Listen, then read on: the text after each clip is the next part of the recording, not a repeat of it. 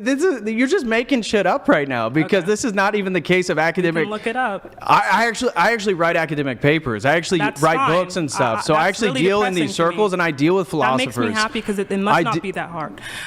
Dude, what is happening? Why are the Ortho Bros suddenly rising from the abyss into the public view? It feels like 5 years ago they barely existed, and now they're everywhere. First, it was Andrew Wilson. Then Jay Dyer. I know how that works. And now this guy. What do you think about white people? Listen, I don't dislike Christians. Most of them are swell people. But some of them make really dumb arguments, like this guy. But before we dive into the rest of the video, I'm going to settle this age-old debate once and for all. Which is true? Free will or determinism? It's determinism. Watch me prove it. It's actually stupidly simple. Every change requires a cause. A cause produces its effect according to its nature. Therefore, given a specific cause, only one outcome can follow. Thus, all events are determined by prior causes. P1 comes straight from the law of causality. Every effect must have a cause. Deny that, and you're not just rejecting a premise. You are getting rid of intelligibility. If effects could happen without causes, then knowledge, prediction, and explanation all collapse. Nothing can be traced. Nothing can be known. And no argument means anything. So P1 is completely irrefutable, unless you're ready to chuck logic out the window. P2 just states the obvious. Causes don't just spit out random nonsense. They act according to what they are. Fire burns. Ice cools. Gravity attracts. A cause produces its effects based on its nature. If the cause is specific, the effect is specific. You don't get a piano concert just because someone drank a bottle of water. You don't get a building collapse because a leaf landed on the sidewalk. Effects are proportional and coherent. They're always in line with the nature of their cause. And that's why the conclusion holds. If a cause produces its effect by its nature, then for any given cause, only one outcome follows. If someone tries to claim a single cause produces two different effects, they're just sneaking in randomness, which breaks causality. You can't have the same cause generating two different effects without introducing a new cause. So to summarize, all events are effects. All effects require causes. Causes determine effects by their nature. Therefore, every event is determined by what came before it. That's causal determinism, the logical result of affirming identity, non-contradiction, and causality. Unless someone can prove an uncaused effect, they've got no rational basis to reject determinism. Now, let's watch this Ortho Bro fail. If moral responsibility, rational deliberation, and love are real, which the majority of people presume that they are, and determinism, compatibilism, or Skinnerian behaviorism render them illusions, then determinism, compatibilism, or behaviorism are self-refuting worldviews because they depend on the very realities that they deny. David's first argument goes a little something like this. Moral responsibility, rational deliberation, love, these things are real. Determinism, compatibilism, or behaviorism deny those things. They treat them as illusions. Therefore, deterministic worldviews are self-refuting because they depend on the very realities they deny. There's a lot wrong here. First off, David just assumes that these things are real, like moral responsibility, as if that's some rock-solid starting point. It's not. That's been debated for centuries. Starting your first premise with, we all agree this is real, when we clearly don't, it's a non-starter. Then he tosses in rational deliberation and love. Now, I'm not denying those exist, but the real issue is what he means by them. If love to him means what God designed for us, rather than, say, a complex neurochemical storm in your brain, then we're not even speaking about the same thing. Same with rational deliberation. If he means logical inference, cool, we're good. But if he means God's implanted tool to access divine truth, then yeah, hard pass. But let's be charitable. Let's assume he means these things in the normal secular sense. Now, on to premise 2. He just casually lumps together determinism, compatibilism, and behaviorism like they're one monolithic view. That's already a red flag. These are not interchangeable systems. Determinism is about causality. Compatibilism is about whether moral responsibility can exist in a deterministic framework. Behaviorism is a psychological model of action and learning. So lumping them all into one philosophical meatball. Why do meatballs always spin? It's a mystery that has puzzled chefs and scientists. Just makes the whole syllogism lazy. But fine, let's narrow in on just one, determinism, since that's the real topic here. David says that determinism renders love and rational deliberation illusions.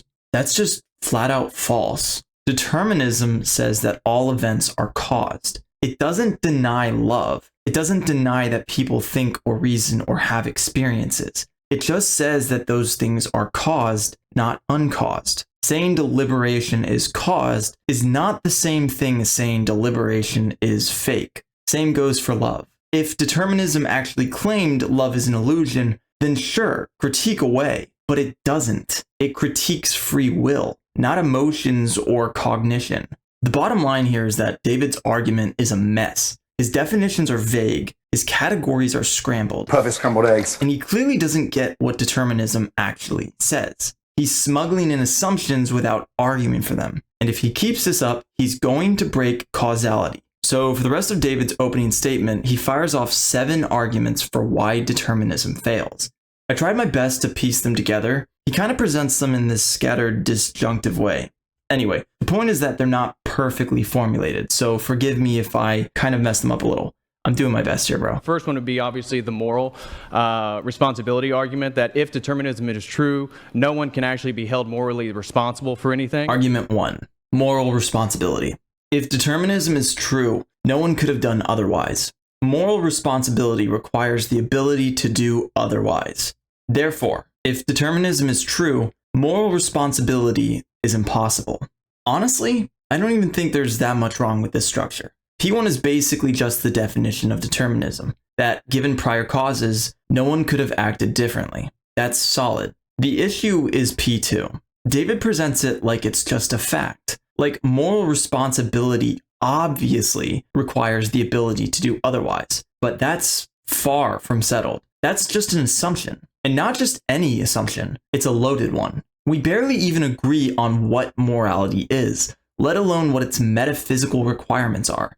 Now, to be fair, it's not the dumbest assumption you could make. If morality is stance independent, meaning it exists outside of human opinions, then sure, maybe it does require real alternative possibilities. But David doesn't argue for that. He just drops it like it's obvious, and it's not. So overall, the argument is logically valid, but he's not really saying much. All he's doing is pointing out that determinism conflicts with one specific definition of moral responsibility, a definition he never proves. That's not taking down determinism. It's just a conditional premise for people who already think libertarian free will is necessary. And unless he can explain why it's a problem that determinism rules out that kind of moral responsibility, he's not making a value claim. He's just restating a disagreement. Number 2, and this is the irony of actually being in a debate, that even though you're arguing in favor of determinism, again, the debate is premised upon that you're going to persuade somebody to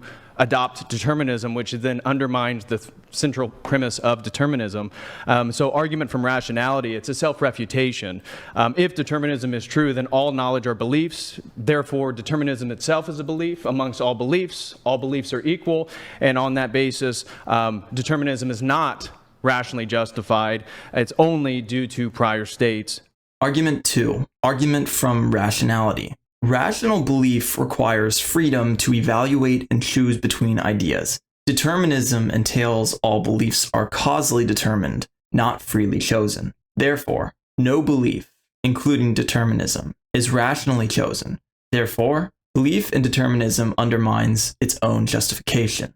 This one lives and dies on P1, that rational belief requires freedom to evaluate and choose between ideas. Once again, that's just assumed. No argument, no support. It's just dropped in like it's some self-evident truth. But why would rational belief require libertarian free will?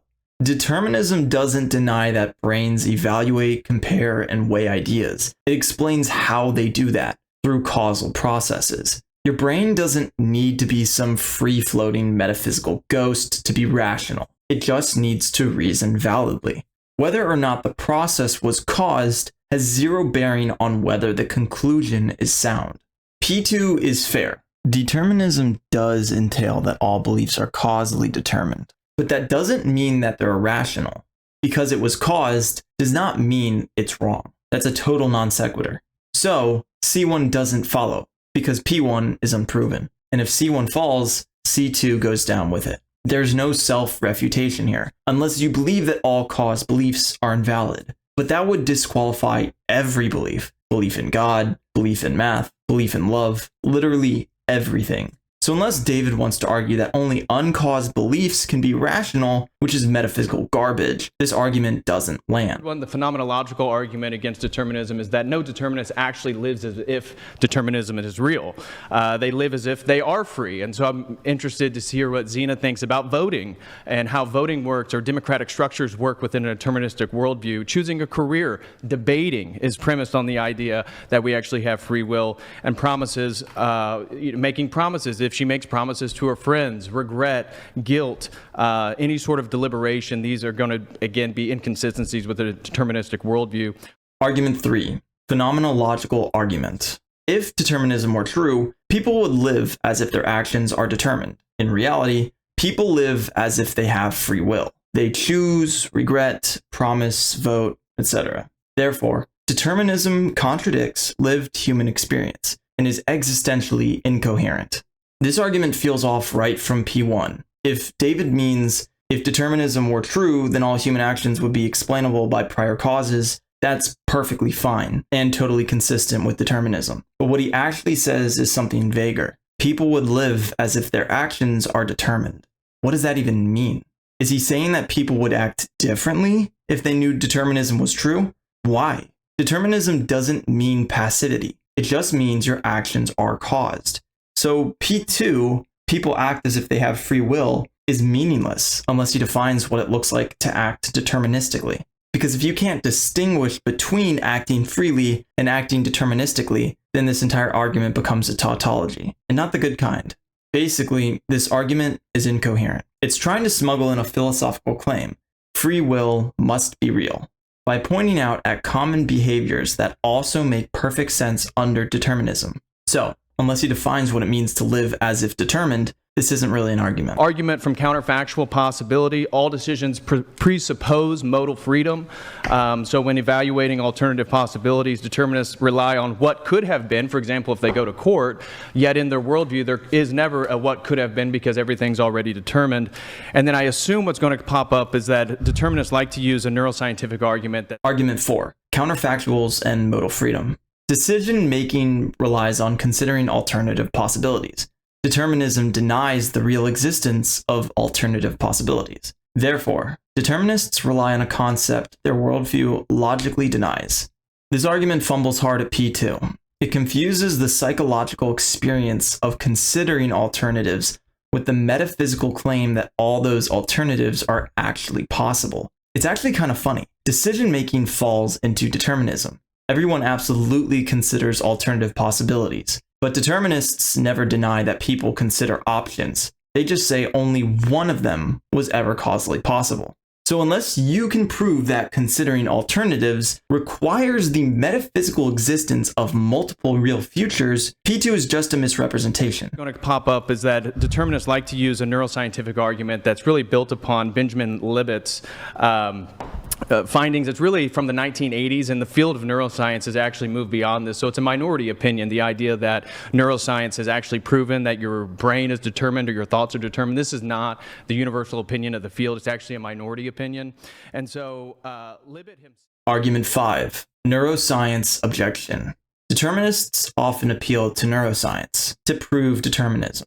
The neuroscience cited is outdated, not a majority view, and interpreted incorrectly. Therefore, neuroscience does not provide solid empirical evidence for determinism. This argument especially is weak because it abandons deductive reasoning altogether and starts playing science with metaphysical claims. Neuroscience can't prove or disprove determinism, This is because determinism isn't an empirical hypothesis. It's a metaphysical framework. It's a claim about how everything functions at the causal level.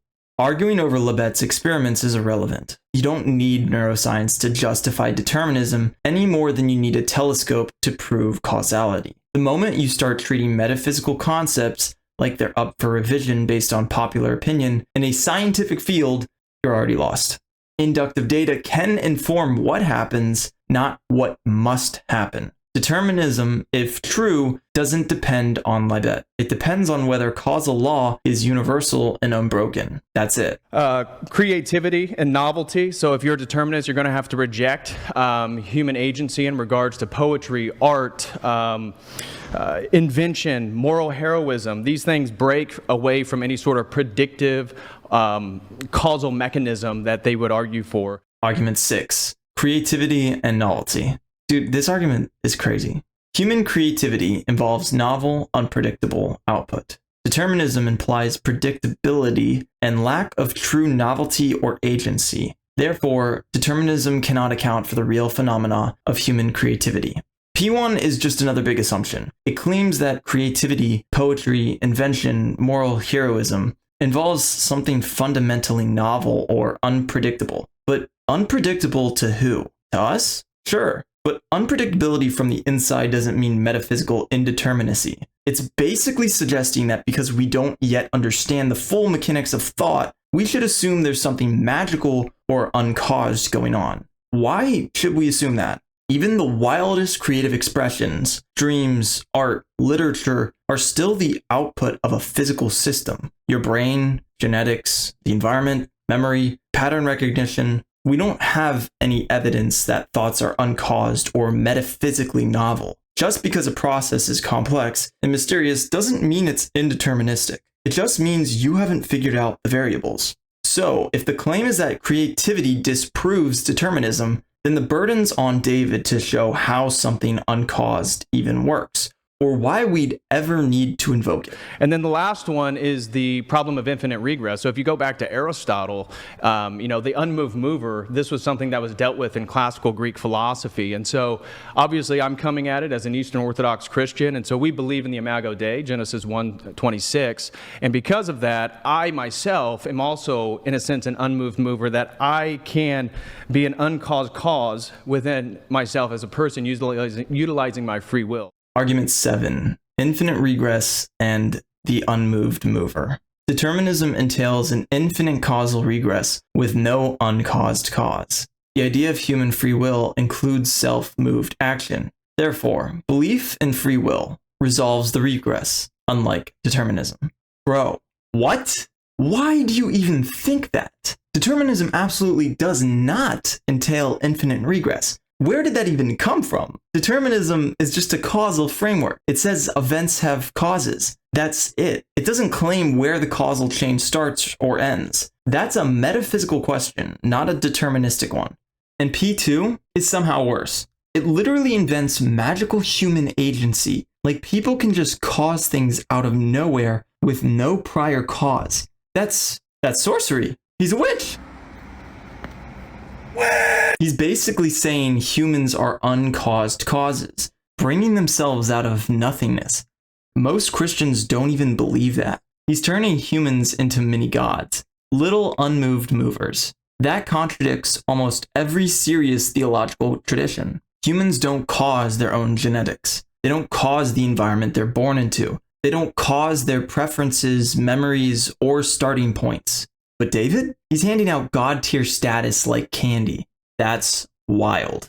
Okay, that was a lot. But now we all know David's arguments suck, and I have a feeling this debate is going to get worse. Next up, he brings in quantum mechanics. Oh boy, I've been waiting to talk about this one. But into the 20th century, multiple turns have occurred in various fields that have essentially rendered determinism as nonsense. First one is quantum mechanics. So the Heisenberg uncertainty principle contradicts Laplacian determinism. Laplace's demon is a common sort of thought experiment determinists use. Well, again, quantum mechanics itself has already refuted that that's the universe that we live in. So in regards to physics, physics has already refuted determinism. In regards to mathematics, chaos theory in the 1960s also refuted determinism because it demonstrated that in an attempt to actually show that deterministic systems are completely determined, it demonstrated that actually they're unpredictable and there is no deterministic full system that we've discovered yet. Number 3 is mathematical logic. So Kurt Gödel's incompleteness theorems demonstrates that there are limits to what can be proven, and no complex system can prove its own consistency. That would also be the case for determinism. You presuppose determinism to prove determinism.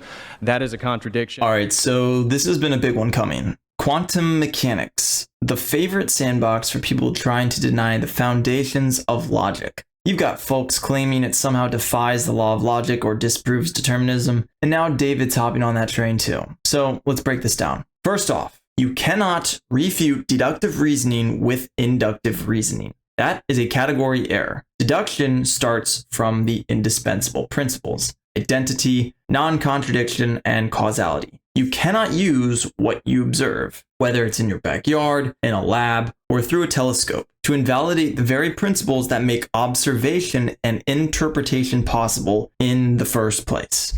So when someone says quantum data disproves causality, they are literally using causality and logic to make that claim. That is what we call a performative contradiction. Science itself presupposes the logical laws.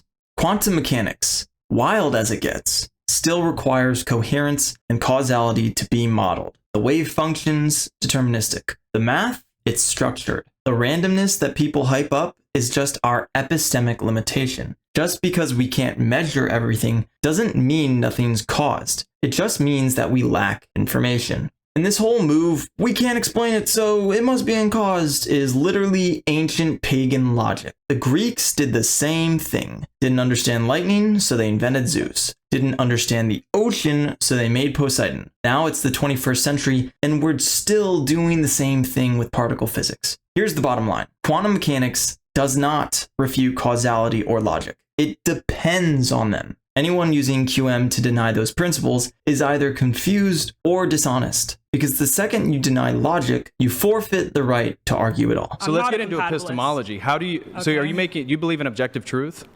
That there is objective truth? Yes. I would say that like we can't make claims onto reality as it absolutely is. I think that like our kind of faculties... Isn't that what you're doing right now? Hold on.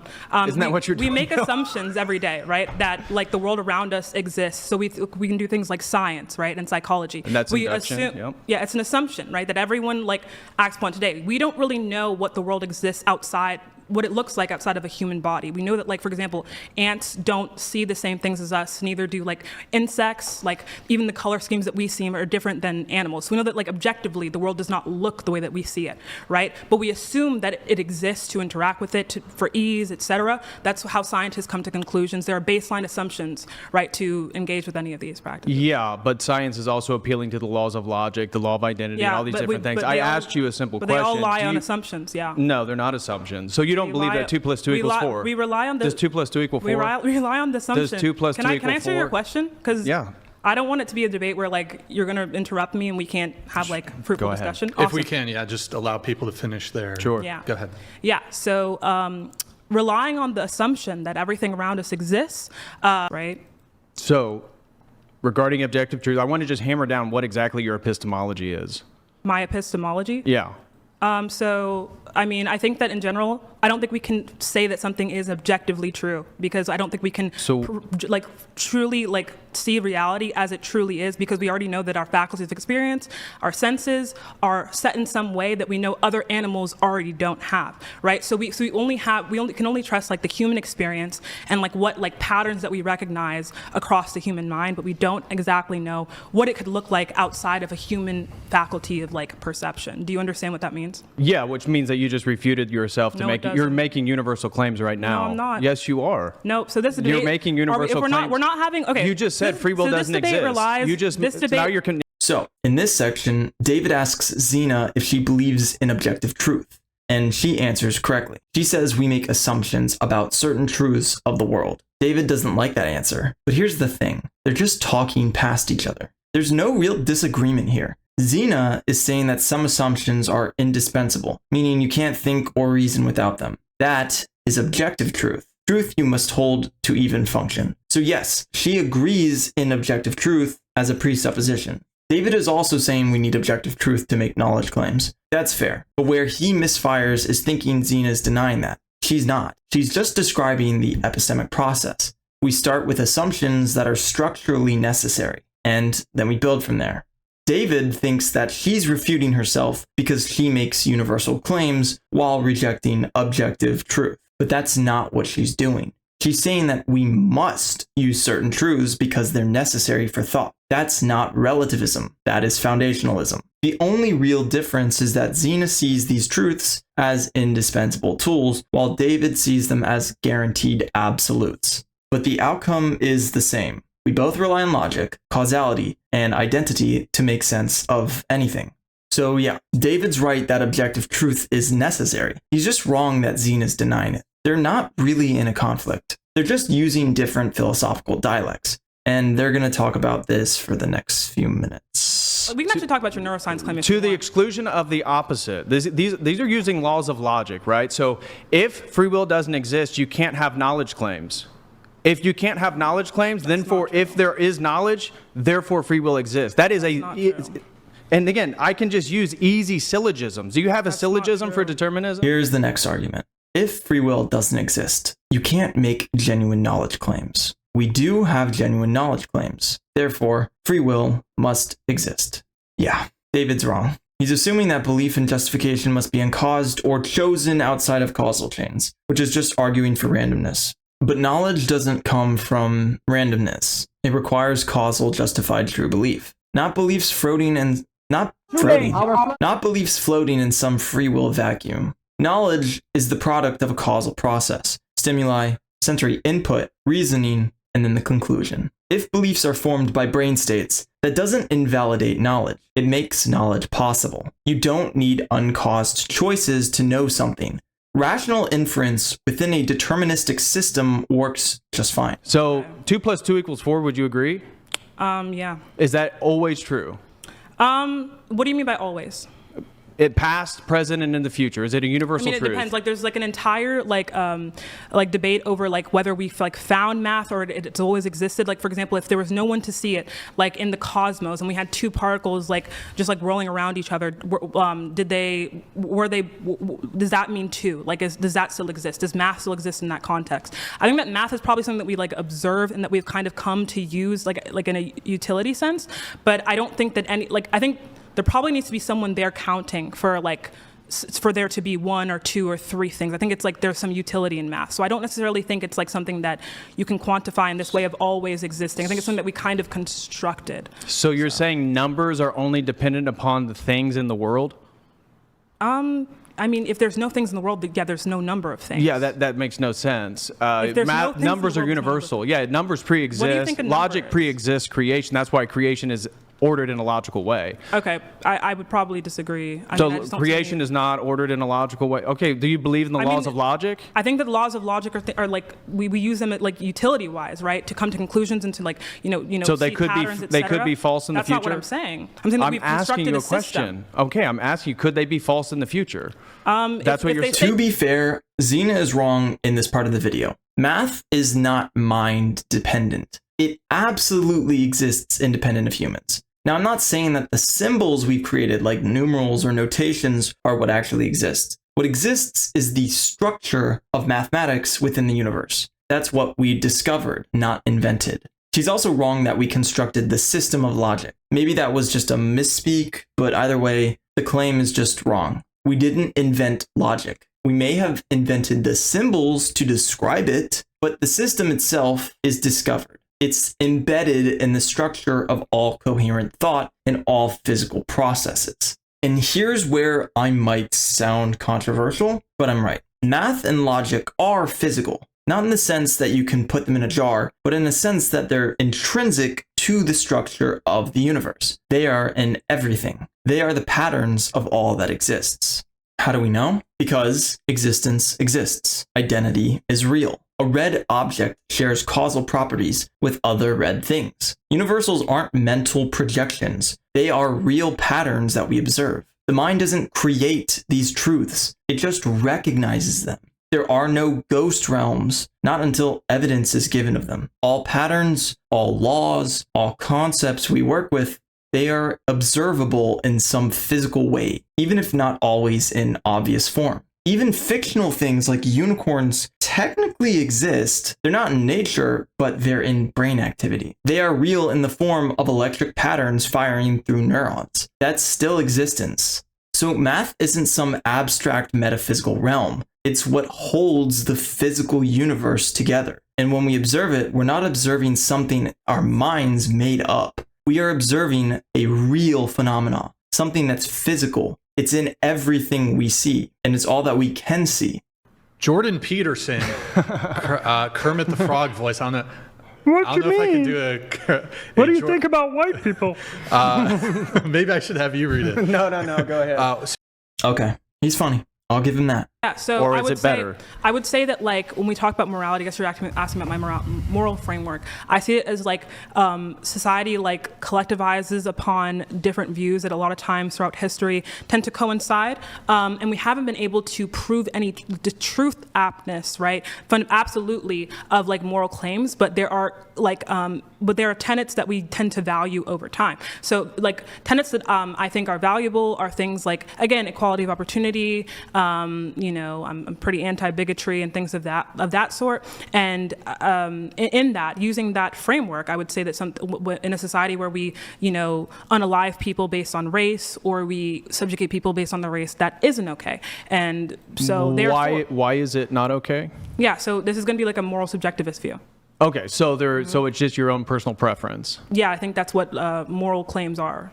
So it's all okay. So then, if it's your moral personal preference, me having a different moral personal preference, we're equal in standing. Zina is absolutely right that we haven't been able to prove the truth aptness of moral claims. That's a win. But then she says she uses a moral subjectivist approach, and that's where things get a little fuzzy. Maybe she has a deeper explanation, but on the surface, it just seems contradictory. Subjectivism, as far as I understand it, falls under the cognitivist camp. It treats moral statements as truth apt, just relative to the speaker. So when someone says murder is wrong, the subjectivist hears murder is wrong for me. That's a truth claim, just not a universal one. But Zina just said that she's not a cognitivist. If that's true, then she's already excluded subjectivism and relativism as coherent options. So either she's mislabeling her position, or she's just holding a contradiction. Later, she clarifies that her moral claims are just expressions of her preference, which leans way more toward non-cognitivist moral anti-realism. That would be consistent. She's just using the wrong label. And yeah, I get why that bugs me. The term subjectivist is usually claimed by people who want moral claims to be kind of true, but not universally true, and most of them haven't thought it through. So when someone smart like Zina uses it while holding a non-cognitivist view, it just muddies the water and it's weird and I don't like it. If you haven't already, I highly recommend checking out the full debate. They cover way more ground than I did here. I just focused on the parts that were actually interesting to me. In the end, the Ortho Bro loses. He was wrong about free will being true. Determinism is true, and we know this because of the law of causality. Arguing against it is basically arguing for incoherence. David doesn't make good arguments, but he does do a solid Jordan Peterson impression. I can't take that away from him. As for Zina, she's probably one of the least worst liberals I've ever seen. She makes solid arguments. She's clearly read actual philosophy. And yeah, she absolutely whooped this guy's ass. Determinism rules.